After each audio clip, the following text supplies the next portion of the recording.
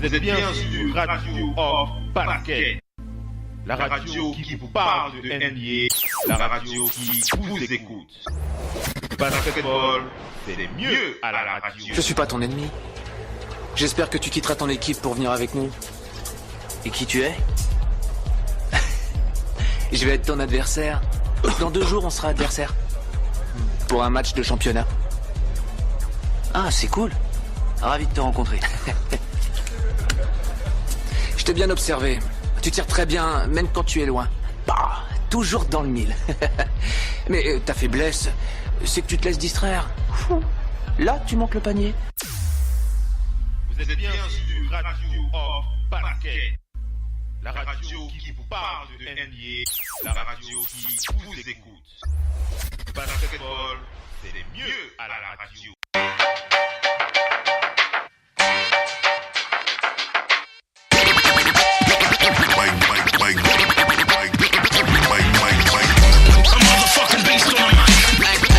Allez les amis, on attaque avec la dernière partie de ce talk show avec 2 sous-parties. On va parler des Celtics de Boston et bien entendu on nous parlera de cette finale NBA qui démarre dans quelques temps. On va dire ça comme ça, si ce n'est pas quelques heures, c'est autour de 1h32 hein, si je ne dis pas de bêtises pour le démarrage de ce Game 1 avec les Cavs face aux Warriors de Golden State. Mais avant d'enchaîner avec ce débat, je vais vous lire un tweet de l'un de mes comptes Twitter préférés, Basketball Référence, qui donne l'info selon LeBron James, pas seulement LeBron James, mais LeBron James qui précise que LeBron James, hein, vous ne serez pas surpris, ce joueur extraordinaire, il n'y a pas de mots assez forts pour qualifier la forme ou alors ce joueur, cet homme LeBron James qui porte toute une franchise sur son dos. On ne le dira jamais assez. LeBron James qui est donc le 3e joueur en plus d'être le meilleur scoreur des finales, le meilleur scoreur des playoffs de l'histoire, le meilleur scoreur de l'histoire des playoffs puisqu'il a dépassé Kareem Abdul-Jabbar. Il est maintenant à la 3e place des meilleurs marqueurs des finales NBA, tout simplement. Il est à la 3e place des meilleurs marqueurs des finales NBA avec 1247 points. À la 2e place, on a Kareem Abdul-Jabbar avec 1317 points. Et à la 1re place, nous avons Jerry West, Monsieur le Logo, qui est à la 1re place, donc avec 1679 points. Ça fait toujours plaisir lorsqu'on a lorsqu'on a des réactions comme ça qui nous précisent les réactions l'évolution de LeBron James qui continue d'écraser sa légende. Et on envoie un big up comme ça à Asia Thomas qui réagit sur son Twitter. Il précise qu'il s'est très très bien entraîné cet après-midi. Il dit got some good work with my bros. Et il est nommé. Big up à toi Asia Thomas. On t'attend la saison prochaine et on espère que on va un peu oublier les frasques de ces dernières saisons de ces derniers moments avec toi. On sait que ça n'a pas été simple. Allez, ça c'est comme ça, on fait une belle passe comme ça pour enchaîner. On va parler des Celtics de Boston avec Missy. Missy, quel est ton sentiment à chaud sur cette équipe des Celtics? Moi, je sais, comme je l'ai dit en off, moi, je n'ai rien à regretter par rapport aux Celtics de Boston. Je vous le dis et je le répète haut et fort. C'est une équipe qui a vraiment elle doit être fière de ce qu'elle a accompli. Très très jeune, hein, cette équipe des Celtics de Boston. Avec des rookies, des sophomores, des joueurs qu'on ne voyait pas à ce niveau de la compétition. En tout cas, moi, je ne les voyais pas. Je les voyais quand même, je les voyais loin en playoff, mais je me disais qu'ils allaient s'arrêter peut-être au premier tour. Mais ils sont allés beaucoup plus loin en finale de conférence et c'est quand même quelque chose d'extraordinaire. Missy, comment est-ce que tu as envie de réagir sur tes Celtics chéris? On va dire ça comme ça. Missy. L'année dernière, ils étaient quand même à ce même stade de la compétition. C'est vrai. Mais ils ont gagné quand même 3 matchs. Les différences se situent là. Ouais. Et le problème qu'ils ont eu, c'est qu'ils ne sont pas parvenus à gagner un à Cleveland. Alors que Cleveland est venu gagner le dernier match. Rendez-vous compte, ils ont 9/10. à domicile. Ouais. Vous, quand vous avez 9 sur 10, vous passez. Ouais. Non, 9 sur 10, c'est tombé sur le match qu'il ne fallait pas perdre. Exactement. Il leur aurait fallu un 10 sur 10 parce qu'ils avaient l'avantage du terrain. Ouais. Maintenant, ce qui s'est passé dans ce match, c'est que les Celtics, quand ils ont 12 points d'avance, ils ont un panier complètement ouvert pour passer à 15. Ils passent jamais à 15. Et puis, ils ont un LeBron James qui est absolument magnifique. Ouais, qui est stratosphérique, hein, LeBron James, incroyable. Vas-y, Missy, enchaîne, vas-y. C'est pas les points de LeBron James en tant que ça. LeBron James peut scorer, mais là où LeBron James a surtout fait mal aux Celtics, c'est les interceptions, les passes décisives et les rebonds. Ouais. Les Celtics ont été dominés. Ils ont été dominés, Jeu. Et ce qui s'est passé aussi dans ce match, c'est que vous avez Jaylen Brown, Terry Rozier passé complètement à côté de son match, Jaylen Brown aussi, et un peu Marcus Smart aussi. Les trois joueurs là, ils ont totalisé 21 points. Ouais. Mais je sais pas si vous vous rendez compte, vous ne pouvez pas gagner. À un moment donné, il y a Tatum, Jason, très bon dans le match, qui les ramène dans le match. Vers la fin, Boston passe devant, mais incapable d'enchaîner. Il faut pouvoir enchaîner. Et puis, il faut quand même dire que certaines petites mains ont aidé, comme Jeff Green, ancien Celtics aussi. Mais cette équipe de Boston, certains diront, aurait mérité mieux. Au final, vous ne méritez pas mieux. Il faut aller chercher vous-même. C'est là qu'on se dit, l'expérience d'un meneur comme Kyrie Irving aurait peut-être servi. Aurait fait la différence, ouais. Si Kyrie avait été là, ça aurait fait évoluer les choses, Et d'ailleurs... Et Gordon Hayward aussi, hein. Si Gordon Hayward avait été là, ça aurait été autre chose aussi. Avec la d'ailleurs, Danny Ainge l'a un petit peu évoqué, mais les journalistes, et en conférence de presse, ils parlent à Brad Stevens et ils prennent un peu Brad Stevens de court en lui disant que vous pensez pas que le fait que Kyrie Irving ou Gordon Hayward ne soient pas présents est pesé dans la balance. Il a tout à fait, Brad Stevens, refusé de répondre à cette question. Je pense que c'était le moment. Il voulait surtout féliciter ses joueurs qui étaient extrêmement tristes parce que le problème était le suivant, c'est que il était fatigué, Terry Rozier, un peu Jaylen Brown et le problème physique, le physique. Ils ont eu le coup de moins bien au mauvais moment et ont progressivement disparu des matchs qui étaient extrêmement physiques. Ce qui a sauvé en plus Cleveland, c'est qu'on a vu apparaître un peu des joueurs comme Jeff Green, surtout dans le dernier match. Jeff Green fait beaucoup d'efforts.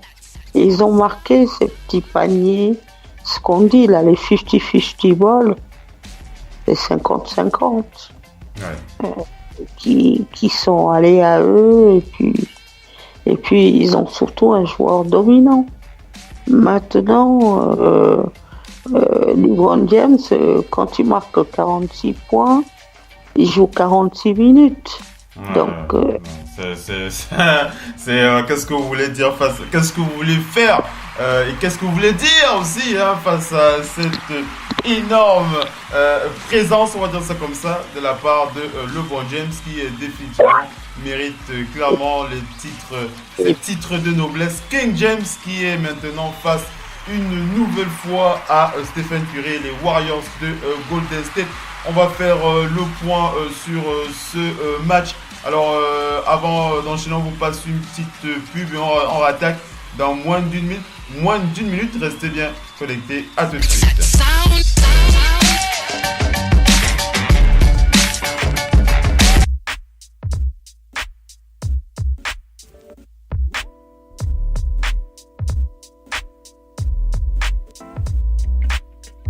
Radio, off, basket, la radio numéro 1 pour tous les fans de basket francophone à travers le monde. Participez en direct avec votre compte Skype. Pour cela, contactez le compte Skype Radio, off, en un seul mot. Réagissez sur Twitter avec le hashtag Radio, off, basket. Saisissez votre commentaire sur notre page Facebook. Contactez-nous par mail à l'adresse info@radiooff.net. Envoyez-nous un SMS au numéro de téléphone 0044 740 570 45 65. Une seule adresse internet www.radiooff.net. Vous êtes bien sur Radio Off Basket, la radio qui vous parle de NBA, la radio qui vous écoute. Basketball, c'est mieux à la radio.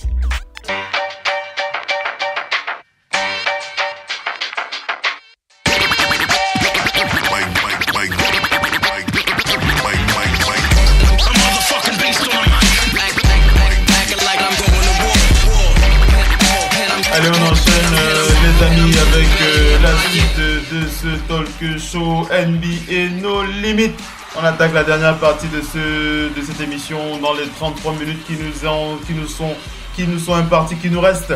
Et on va donc enchaîner avec cette analyse des finales NBA qui vont démarrer dans à peu près 2h30 par là.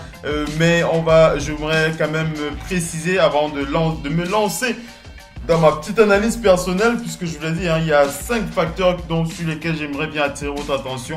Bien entendu, il y en a d'autres, il n'y en a pas que 5, mais moi j'aimerais bien vous parler de 5 en particulier, c'est dans quelques instants. Mais je voulais quand même vous préciser cette réaction de Players Tribune qui nous rappelle qu'il y a encore 11 ans, il y a de cela 11 ans, écoutez bien, il y a de cela quand même 11 ans, c'est quand même assez incroyable et magnifique d'entendre ça. Puisqu'il y a 11 ans, Kevin Durant et Jeff Green étaient coéquipiers. Ils étaient coéquipiers du côté des Seattle Supersonics à l'époque. C'était l'équipe draftée par Kevin Durant et Jeff Green. Les deux joueurs étaient coéquipiers il y a encore 11 ans lorsque les Sonics existaient encore. On rappelle que cette équipe par la suite, cette franchise a disparu pour laisser la place aux Thunders d'Oklahoma City. Mais voilà, ces deux joueurs sont aujourd'hui face à face dans cette finale dans cette finale NBA. Je ne suis plus en finale de conférence. Dans cette finale NBA, ici, deux anciens coéquipiers qui sont face à face. C'est beau, c'est beau. Oh, surtout que Jeff Green revient de très très loin. Très très loin, oui, c'est vrai. Il revient de très loin, Jeff Green. Une lourde opération à cœur ouvert. Oui. On s'est aperçu qu'il avait des problèmes au cœur. Une lourde opération et on a failli ne plus jamais le revoir sur un terrain. Et donc, voilà quoi. Ouais, effectivement, donc... Oui, vas-y. Un peu même opération comme avait subi Ronny Turiaf. Oui. Aussi. Donc, voilà.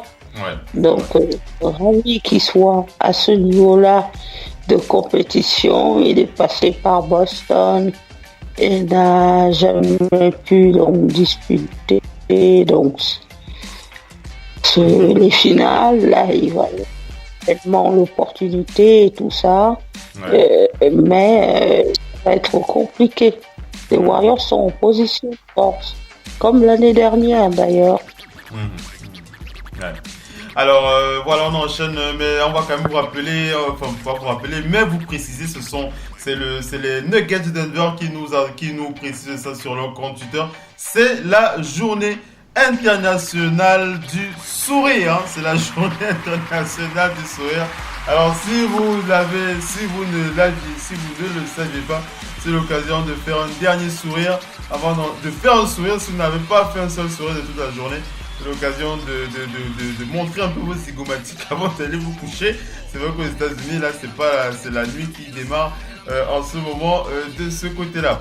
Voilà, allez, j'enchaîne avec donc mon l'analyse donc Phil NBA avec les 5 facteurs clés à ne pas manquer du côté, à observer plutôt, devrais-je dire, les 5 facteurs clés à observer du côté de cette série qui va opposer les Cavs et les Warriors. C'est dans quelques heures.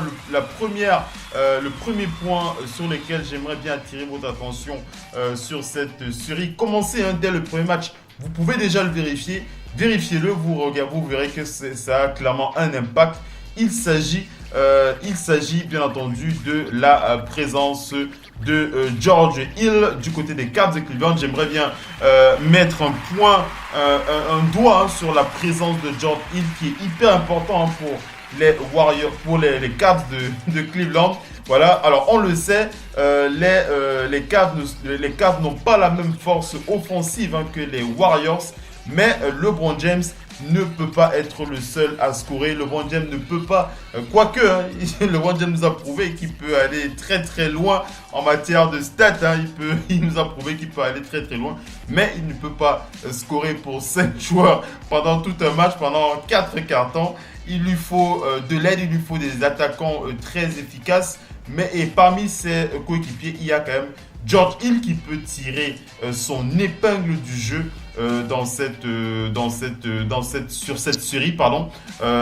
George Hill qui est le joueur qui est le plus efficace en sortie d'écran lorsqu'ils effectuent des pick and roll du côté des Cavs de Cleveland.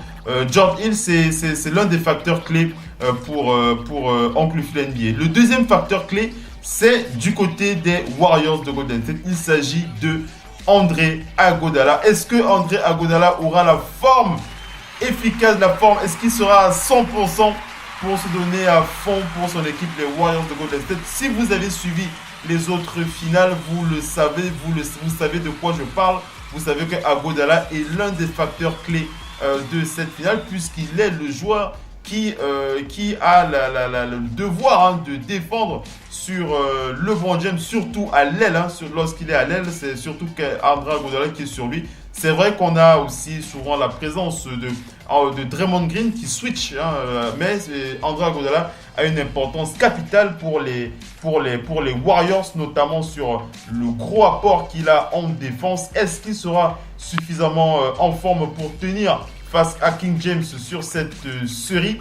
On le sait, si André Iguodala n'est pas sur le parquet, les Warriors seront obligés d'avoir un big man sur le parquet de plus en plus, qui passera beaucoup plus de temps sur le terrain. Et bien entendu, un big man qui n'est pas adroit, c'est un point faible au tir, notamment c'est un point faible pour cette équipe des Warriors, et les Cleveland pourraient en profiter. Donc voilà, est-ce que André Iguodala sera au top de sa forme? Troisième point hyper important pour Oncle Phil NBA, c'est les rebonds. Le rebond offensif, principalement le rebond offensif, sera un acteur majeur de cette finale.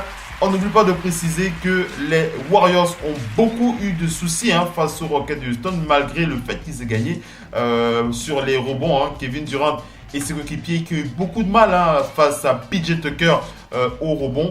Et on le sait, Tristan Thompson est quand même beaucoup plus efficace que PJ Tucker au rebond, surtout au rebond offensif. Tristan Thompson est beaucoup plus fort que PJ Tucker, dont l'impact... L'année dernière. Voilà. L'année dernière. Voilà, donc Tristan Thompson, il a son épingle du jeu à tirer de ces finales s'il arrive à être beaucoup plus efficace au rebond offensif. Surtout, on le sait, si les Cavs arrivent à bien défendre sur les tirs des Warriors, si les Cavs, voilà, c'est les Warriors, ont du mal à défendre sur les tirs si les Warriors arrivent à bien défendre sur les tirs des Cavs, voilà, je vais y arriver, c'est les rebonds. Voilà, l'inverse c'est aussi vrai.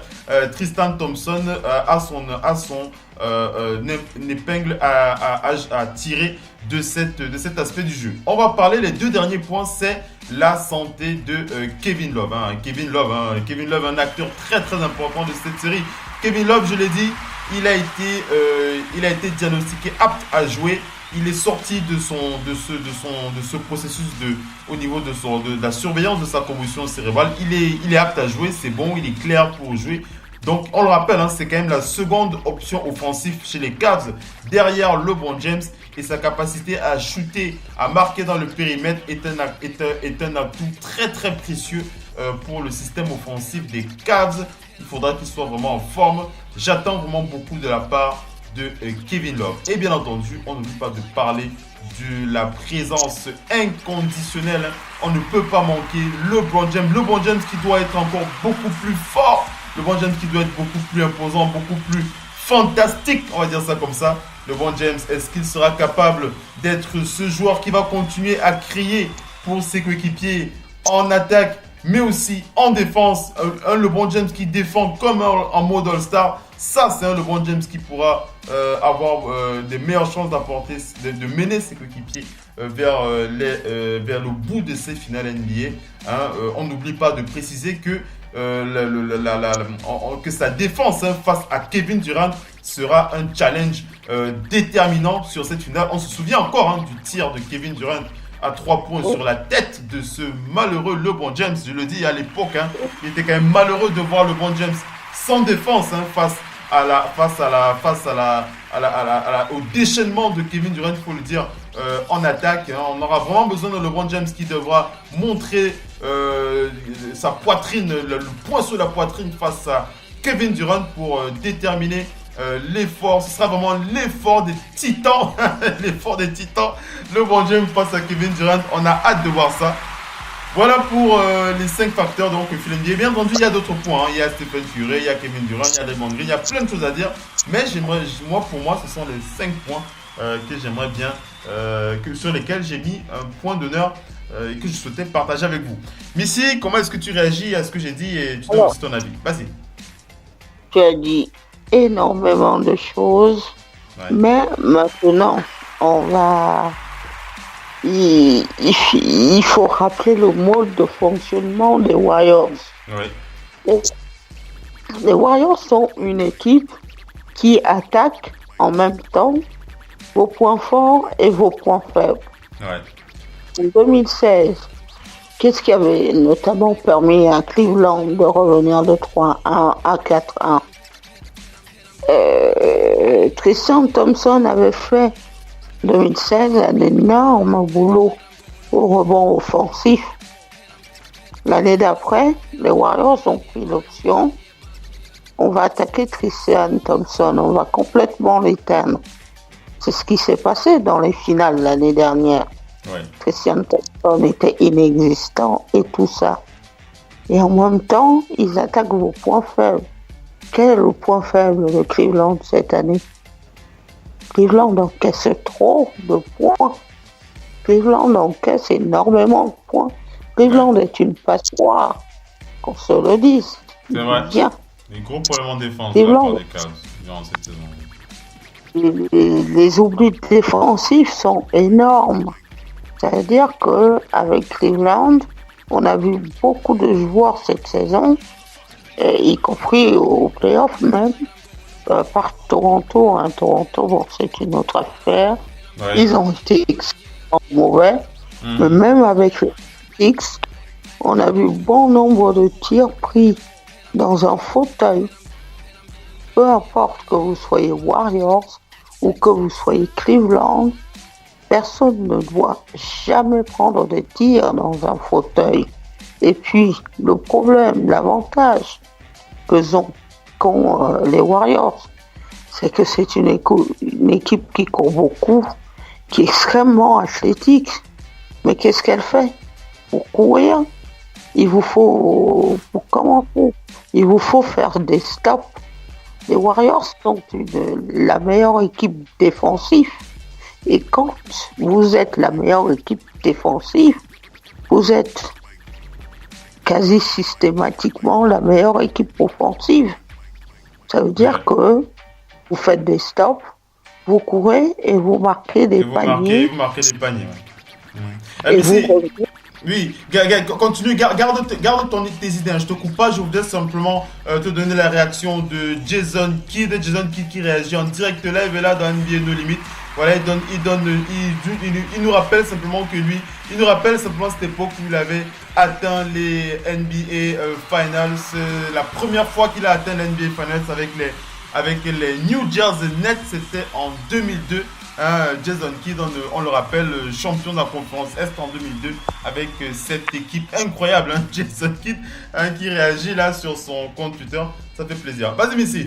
Vas-y, je te coupe pas. Oui, ce que je disais juste, c'est que les Warriors, quand on remarque bien, et comment ils ont battu les Rockets, c'est qu'ils ont fait les stops. Steve Kerr a une manière de fonctionner avec ses joueurs. Il leur a dit, c'est juste 11 points. 11 points, c'est 3 paniers à 3 points et quelques stops. Et puis vous faites ça, et puis ça ira. Les Warriors, ils ont l'avantage sur Cleveland, c'est qu'ils ont les plans B. Ils savent exactement ce qu'ils vont vous faire et à quel moment ils agiront. Vous savez juste qu'ils vous feront quelque chose. Vous pouvez participer. Vous ne pouvez pas faire grand-chose, oui. Les Warriors sont, à ce jour, on l'a dit, même au début des playoffs, qu'est-ce qu'on avait dit ici à Radio Hall of Fame? On a dit les Warriors sont la seule équipe à même de se succéder à elle-même. Ouais. On les a vus venir. Maintenant, ce qui inquiète beaucoup de gens, et ça se dit dans les forums, on dit pourvu qu'il n'y ait pas un sweep. Ouais. Parce que le Cleveland a connu ça. Et à l'époque, c'était les Spurs. Cette équipe des Warriors, elle est par moments ressemblante un peu aux Spurs. Parce que les Spurs, dans les années 2000, avec les Lakers, c'était l'équipe dominante. Ouais. Fin 97, fin 90, le long de 2000, ils ont été quand même là. Parce que ils ont le problème par rapport au Cap, c'est qu'ils ont plus de certitude que vous et moi. Maintenant, le problème qui va se poser, ils ont surtout des facteurs X qui sont complètement absents, dont nous n'avons pas parlé. J.R. Smith est extrêmement mauvais au tir dans toute cette série des playoffs. Or, s'ils veulent espérer quelque chose, il va falloir qu'ils mettent des paniers. Maintenant, les Warriors sont en train de se dire une chose, quitte à être battus, ils vont se dire, vaut mieux qu'on soit battu par LeBron James. Ça veut dire qu'ils vont couper les passes. Couper les lignes de passe, ouais. Ils vont couper les lignes de passe. Ça, ils vont le faire ça très très bien. Couper les lignes de passe. Ouais. Et empêcher que LeBron James trouve des shooters comme Kyle Korver qui sont capables d'en mettre dedans. Kyle Korver, il ne peut pas créer son shoot. Ouais. Mais si vous trouvez dans les petits corners, les bonnes positions bien placées, ça va tomber dedans. Ça, les Warriors ne vont pas l'autoriser. Maintenant, il va falloir un très bon J.R. Smith. Maintenant, il va falloir que les Cavs attaquent aussi le cercle. Ils auront un problème de spacing. Parce qu'il n'y a plus de Kyrie Irving. Il n'y a plus de Kyrie Irving qui est d'ailleurs un beau shooter à 3 points. info@radiooff.net. Envoyez-nous un SMS au numéro de téléphone 0044 740 570 45 65.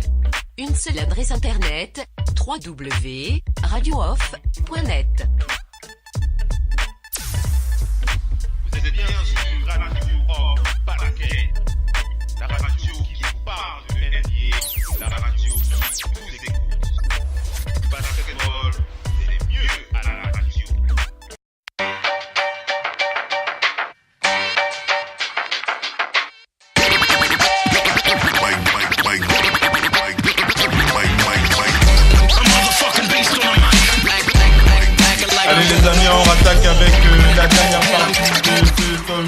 toujours avec NBA nos limites. On a eu une petite coupure momentanée, juste le temps de rattraper ici. On revient avec la suite de ce talk show. Et on a entendu la voix du Doc ONP qui était avec nous tout à l'heure. Ça avait coupé, mais est-ce que Missy m'entend toujours? Missy? Vas-y, enchaîne ce que tu disais et puis on rattrape le Doc ONP rapidement. Vas-y.